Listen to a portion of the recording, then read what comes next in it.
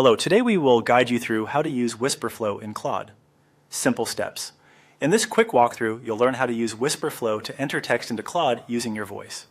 This is a simple process, and once you've done it once, it becomes a very convenient way to work faster and more naturally, especially if you prefer speaking over typing. To begin, open the Wispr Flow app on your device.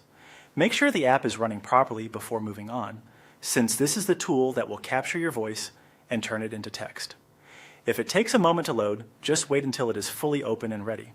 It's always a good idea to confirm that your microphone is working as expected so your speech can be picked up clearly. Next, open Claude in your browser or on the platform where you normally use it. The goal here is simply to have the text area available and ready for input. Once Claude is open, click into the message box or writing area so the cursor is active. This helps ensure that whatever you dictate will appear in the correct place. After that, press the Wispr Flow command to begin voice input. This command activates the tool and tells it to start listening. Depending on your setup, this may be a keyboard shortcut or a command built into the app. If you're not sure whether it worked, watch for any visual sign from Wispr Flow that shows it is listening before you start speaking.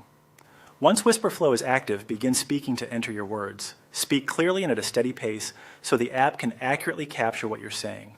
As you talk, your spoken words should appear as text inside Claude.